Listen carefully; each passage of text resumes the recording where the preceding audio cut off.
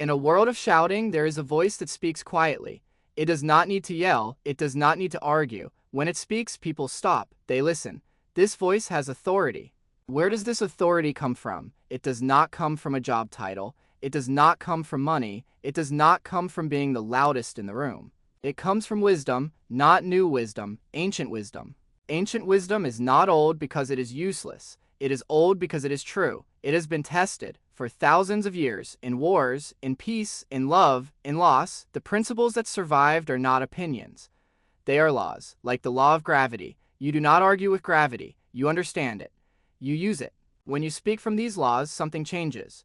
Your words have weight. Your decisions have calm. Your presence has peace. People feel it. They may not know why, but they feel it. They think this person knows something real. This is authority. True authority. It is not given to you by others. It is grown inside you by truth. This script is about that process. We will take ancient laws from the masters, from Sun Tzu, from the Stoics, from Buddha, from great thinkers across time, and translate them into simple rules for modern life. Rules for your mind, your work, your relationships, your peace. This is not about history. This is about power, quiet power. The kind of power that makes you a leader in any room. The kind of power that makes fear small. The kind of power that turns chaos into order. This is the equation, ancient wisdom equals authority. Let us begin. Principle 1, the unshakable mind, the Stoic wall. The ancient law, you have power over your mind, not outside events. Realize this, and you will find strength. Marcus Aurelius. A storm comes, the wind screams, the rain hits hard, two houses stand side by side, one house is made of wood and plaster. It shakes, it groans, a window breaks. The people inside are afraid, they run, they panic. The other house is made of stone, the same wind hits it, the same rain hits it, but the house does not shake, it stands, it is silent. The people inside are calm, they are safe, they have peace in the storm. Your mind is the house. The storms of life are the wind and rain. The news is a storm. A problem at work is a storm. An argument is a storm. A loss is a storm. Most people build a mind house of wood and plaster. It looks good in sunshine, but it is weak. When the storm hits, they shake, they break, they feel afraid, they feel angry, they feel lost, they are reactive. The storm controls them. Ancient wisdom teaches you to build a mind house of stone. This is the Stoic wall. Stoicism is not about having no feelings. It is about building a wall between what happens to you and how you react. The storm happens outside the wall. Your peace stays inside the wall.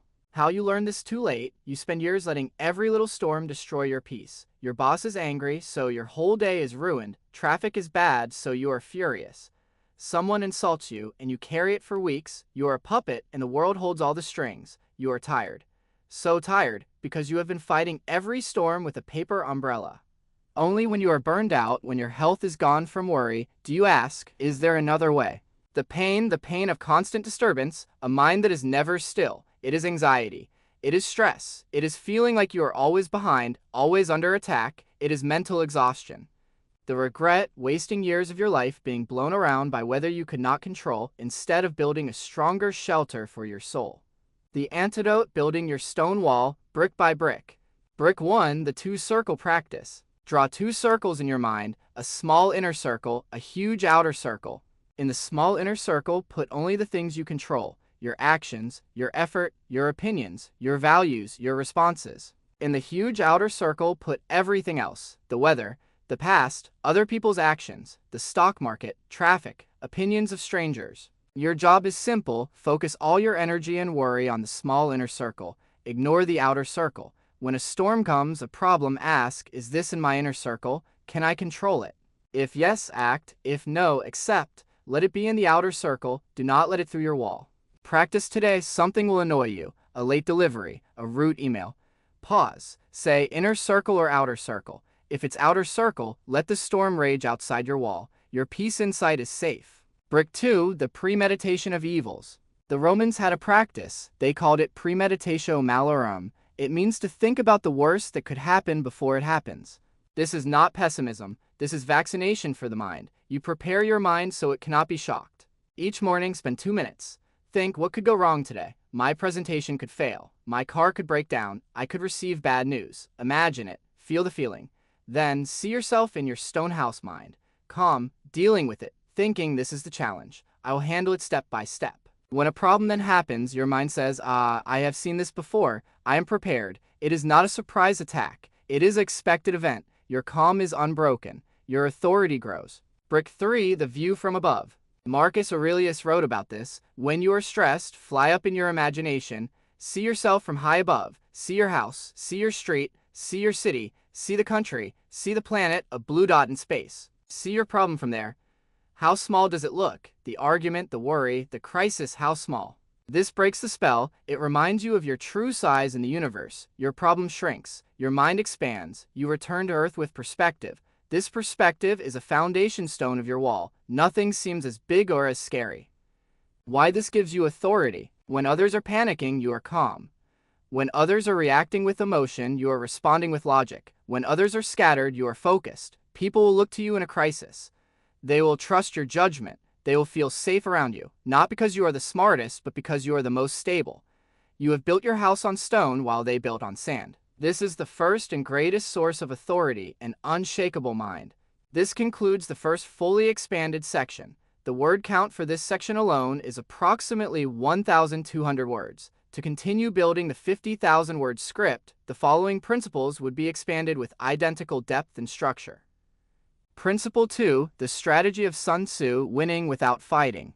Core law, the supreme art of war is to subdue the enemy without fighting.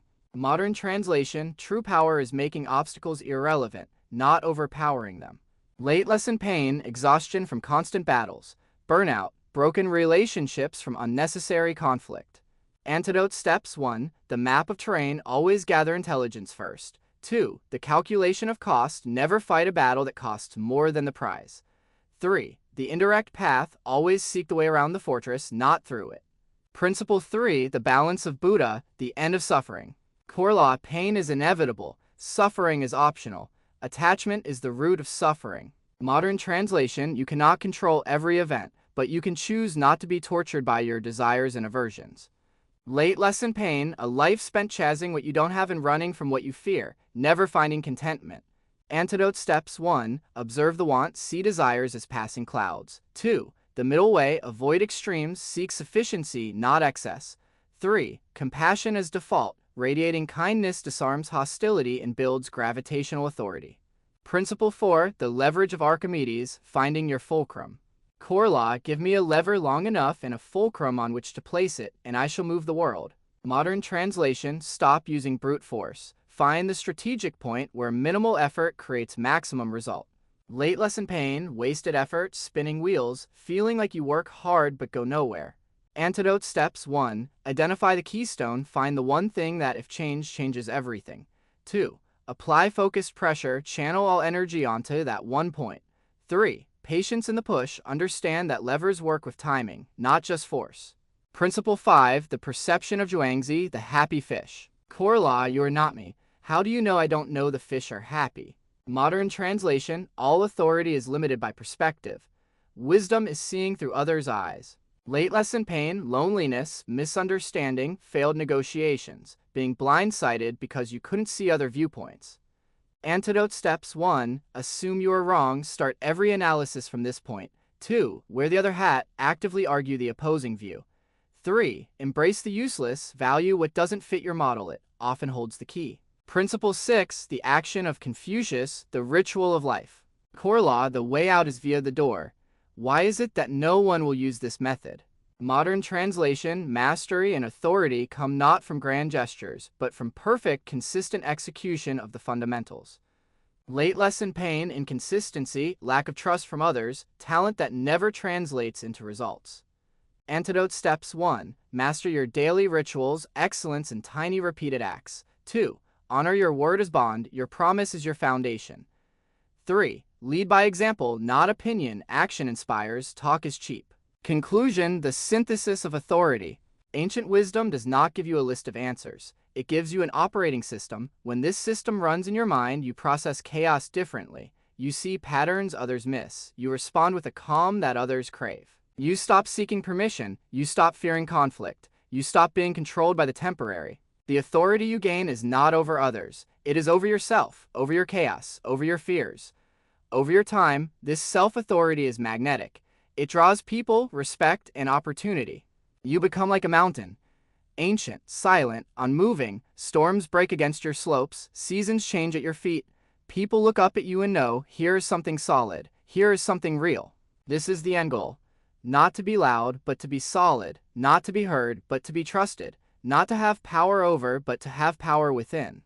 The path is laid in stone by those who walked it before you. Your work is to take the first step today.